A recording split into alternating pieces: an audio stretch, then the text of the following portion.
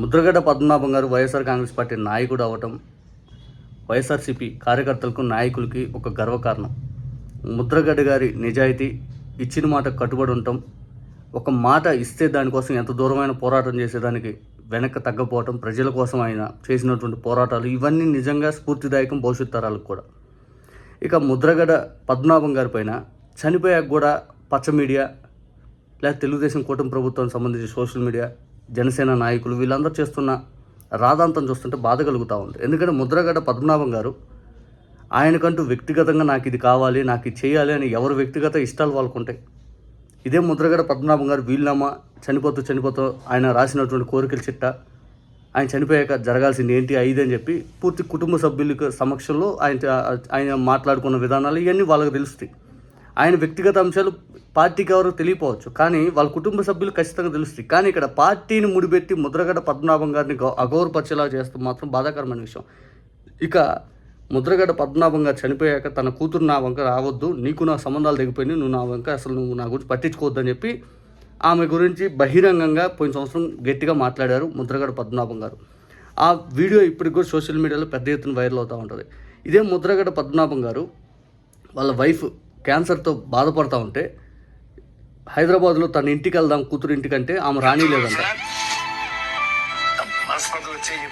మీకు 7 సంవత్సరాల క్రితం నా భార్యకి క్యాన్సర్ వచ్చిందండి. హైదరాబాద్ సర్జరీ చేయించానండి. 15 డేస్ హాస్పిటల్లో ఉన్నామండి.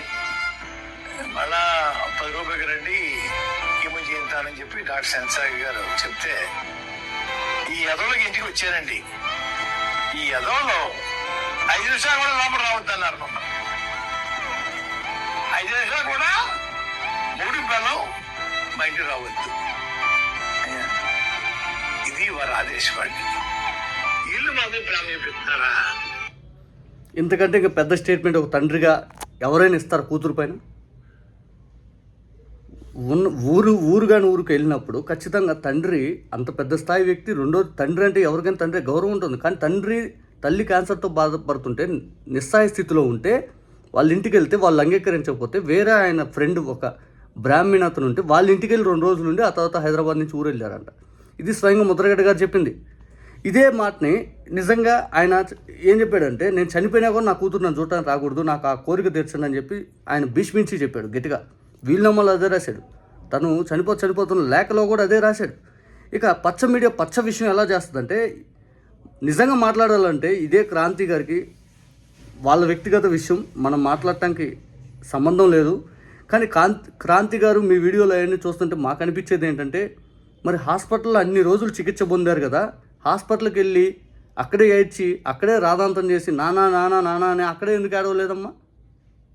నిజంగా చనిపోయాక ఏడుస్తుంటే జనరల్గా హాస్పిటల్లో అన్ని రోజులు ఉన్నారు కదా, రోజు హాస్పిటల్ దగ్గరికి వెళ్ళి మా నాన్నని నేను చూడాలి అని అక్కడే హాస్పిటల్ దగ్గర భీష్మించుకొని కూర్చుంటే ఖచ్చితంగా మీకు అక్కడ మీ తండ్రి గారిని చూసేవాళ్ళు కదా. మీరు ఒక్కసారి వెళ్ళి డాక్టర్ గారు చెప్పారంట, ఇందాక ఒక ఆయన ఏదో వీడియోలు చెప్తున్నాడు, డాక్టర్ గారు ఈ ముద్రగడ్డ పద్మనాభం గారి కుమార్తెను ఉద్దేశిస్తూ అన్నారంట, మీరు వెళ్ళి మీ తల్లి గారి దగ్గర పర్మిషన్ తీసుకురండి అండి, మేము ఇప్పుడే పంపిస్తాం మిమ్మల్ని 5 అని చెప్పి డాక్టర్ గారు చెప్తే ముద్రగడ్డ పద్మనాభం గారి భార్య గారిని ఈ కూతురు క్రాంతి గారు అడగడానికి సంకోచించారంట. అంటే ఇంతకంటే దౌర్భాగ్యం ఉంటుందండి. ఇక ఈ పచ్చ మీడియా విషయం చూడండి. సొంత కూతుర్ని తండ్రి చివరి చూపు చూడకుండా ఆ అమ్మాయిని తరిమి కొట్టే ప్రయత్నం చేస్తారు.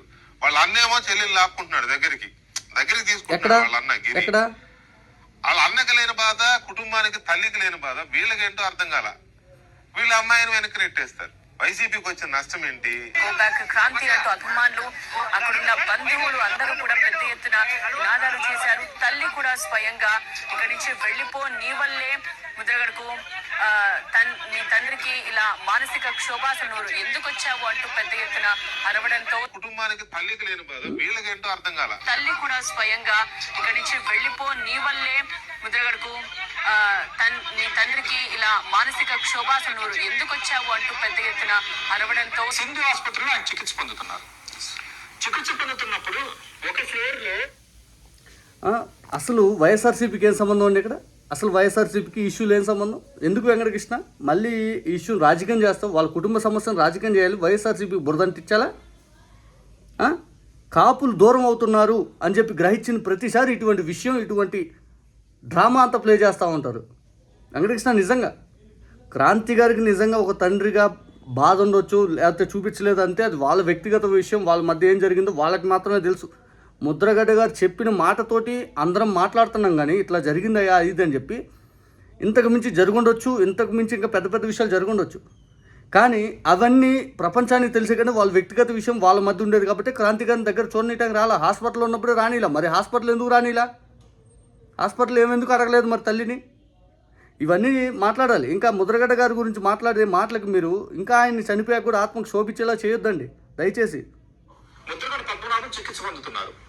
పై ఫ్లోర్ లో ముద్రగడ్డ పద్మనాభం సతీమణి తర్వాత ఇద్దరు తనయులు ఉన్నారు, కొంత బంధువులు. అయితే క్రాంతి ఆమె సింధు ఆసుపత్రి ఫస్ట్ ఫ్లోర్ లోకి వచ్చి గ్రౌండ్ ఫ్లోర్ లో ఆఫీస్ సిబ్బందితో గొడవ పెట్టుకుందంట. ఏమని, మా నాన్నకి అసలు ఏం ట్రీట్మెంట్ ఇస్తున్నారు, మీరు అసలు ట్రీట్మెంట్ ఇస్తున్నారా లేదా అని కొంత గొడవ పెట్టుకుని కొంత హైడ్రామా సృష్టించిందని కొందరు చెప్పారు.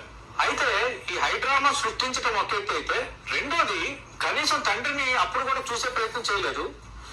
మూడోది సరే తండ్రిని చూసే ప్రయత్నం చేయలేదు, తండ్రి కూడా నిన్ను చూడాలని కోరుకోవట్లేదు.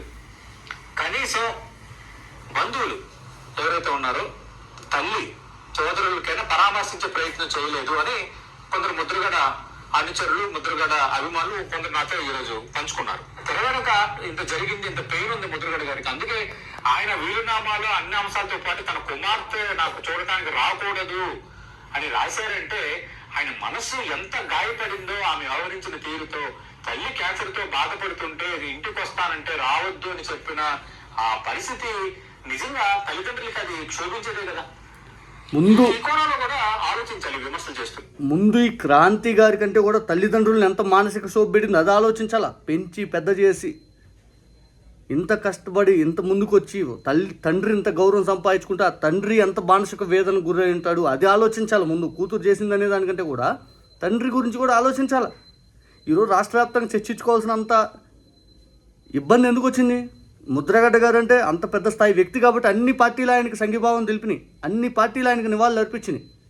అటువంటి కుటుంబంలో నిజంగా ఈ క్రాంతి గారు చేస్తున్న విధానం చూస్తే ఎవరికైనా ఏమనిపించింది?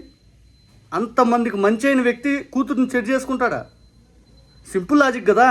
అంతమందికి మంచిగా ఉన్నటువంటి వ్యక్తి కన్న కూతురుని చెడు చేసుకుంటాడా? ఏదో జరుగుంటేనే కదా. దీన్ని ఎందుకు ఆలోచించరు?